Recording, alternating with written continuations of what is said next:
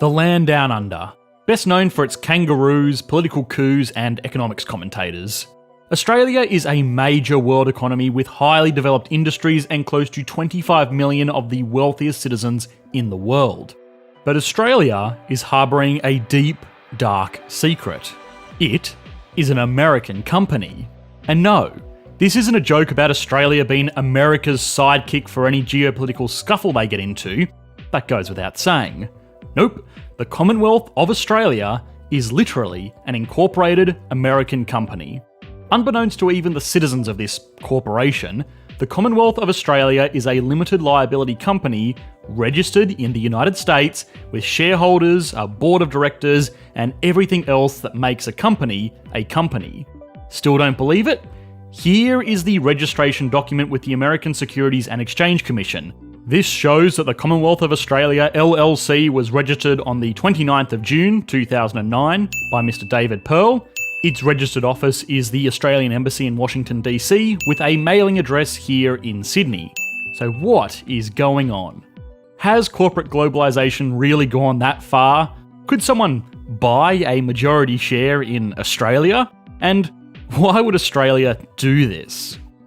This episode of Economics Explained was made possible by our fans on Patreon. If you would like to gain early access to these videos before they're uploaded to YouTube, as well as participate in exclusive live Q&A sessions, please consider supporting our channel on patreon.com/economicsexplained. The incorporation statement of the Commonwealth of Australia goes into incredible detail. Here is the business in question. Here is a table of contents with things like income statements, balance sheets, workforce details, and even corporate initiatives. So now that we understand Australia is a company in every detail, what does this actually mean? How would one invest? Could someone technically acquire the Commonwealth of Australia LLC and become the first president and chairman of the land down under? Hypothetically, yes. In reality, however, this company is owned entirely by the Treasury Department of Australia, and the shares are not listed on any public stock exchange, and none have even been sold. Making matters even more confusing, the Treasury Department of Australia is an institution of the Commonwealth of Australia, and while it may sound cool to own a controlling share of Australia, it would actually be a pretty terrible investment. To understand why, you need to understand its constitution. No, not the American Constitution or the Australian Constitution, but rather its corporate constitution. Very simply, a corporate constitution is very similar to a nation's constitution. It's a list of rules and provisions which specify the powers and rights of all of the stakeholders in the enterprise. Every registered company has one, whether it be your local corner store or a public company like Apple, Amazon, or Microsoft. Corporate constitutions also list the rules that the company must adhere to outside of the standard state-mandated legal requirements. These rules typically pertain to how many shares are created, when directorship meetings are conducted, and what the company's primary business will be. It's fairly mundane stuff to say the least, which is probably to be expected since expensive corporate lawyers are usually the only ones that are deciphering these complex documents anyway. But the corporate constitution of the Commonwealth of Australia has a peculiar clause, which specifically forbids the company from raising revenue from or distributing revenue to shareholders. In plain English, that means that you are not allowed to buy shares in Australia LLC, and even if you are gifted shares, you can never sell them or receive dividends from them. As far as investing goes, these restrictions are certainly less than ideal, but we still haven't answered the biggest question of all. Why was Australia turned into a company? Why would it incorporate? In response to the 2008 global financial crisis, the Australian government rolled out the Deposit Guarantee Scheme. As the name suggests, this legislation guaranteed the safety of deposits in Australian authorised deposit-taking institutions, or put simply, in banks. For our viewers in the States, you would know this in your country as the FDIC, and there are similar policies in many other countries as well.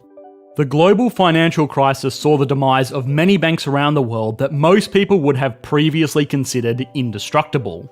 If people panic and start trying to get their cash out of these banks to preempt their downfall, it only accelerates the problem. This is called a run on the bank, the economic equivalent of doomsday. This law was the Australian government saying to its people, "She'll be right, mate. Even if your bank does fail, we will make sure that you get your money back." Fortunately, due in part to this law, Australia remained rock solid throughout the 2008 global financial crisis, meaning that the government never actually needed to pay up on this promise.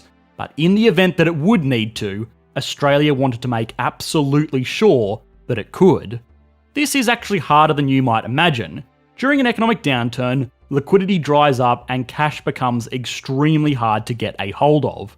The government of Australia could have just made its Reserve Bank print more money, but this causes even more problems. The first big problem being that unchecked printing causes inflation, devaluing the currency in foreign exchange markets. Runaway inflation is never good, but in Australia, this was a major problem, because at this time, Australia was greatly benefiting from selling its natural resources to China. Having a strong dollar meant that they made more money on this trade. Losing foreign exchange value through quantitative easing would have probably done more harm than good. The second and larger problem is that when the Australian government makes more money, it does so by giving treasury bills to the Reserve Bank of Australia. In return, the Reserve Bank gives them cash. These government bonds are then sold to the general public in an attempt to maintain the cash supply. This causes issues because if extremely safe government bonds go up for sale in the midst of an economic crisis, they are going to be very, very popular and people are desperately going to try and buy them up. Where are they going to get the money to buy these bonds? Well, from their bank accounts, of course. This starves Australian institutional banks of cash, which is the same thing as the bank run the government was trying hard to avoid in the first place. This effect is called crowding out. No matter how clever a government scheme sounds, it will achieve nothing by borrowing from the same pool of funds it is planning to give back to. So the government needed a solution. What they needed was a way to be able to borrow money directly from the organisations in the United States. The US at this time was not doing well, but it was still home to a much larger capital market than Australia. Australia could not go to American institutions directly, especially not in the middle of a global financial crisis. Institutions wouldn't invest in the country because there was nothing to stop them from changing their own laws to say, "We don't need to pay this back now." Investors in the United States want to know what they are investing in has rules, like the rules that are listed in the corporate constitution. Australia solved all of these issues by incorporating itself. It formed a registered company in the name of the Commonwealth of Australia with the financial backing of the Treasury Department of Australia. The corporate registration statement effectively lists all of the reasons why people should invest in Australia through this corporation. It details the country's credit rating, workforce, tax revenue streams, and makes sure potential investors know that this company is Australia. In turn, American institutions could lend money to Australia LLC with the same confidence they would have lending money to IBM, Walmart, or Apple. Now, this corporation was never used because the Commonwealth of Australia did not need to raise this money. To date, no authorised deposit guarantee payout has ever been made because no bank has gone under in Australia since the measure was put in place. But if it had been used, the types of institutions lending this money would be pension funds, insurance companies, and sovereign wealth funds. The types of institutions that like having a registered company regulated by the SEC to do business with.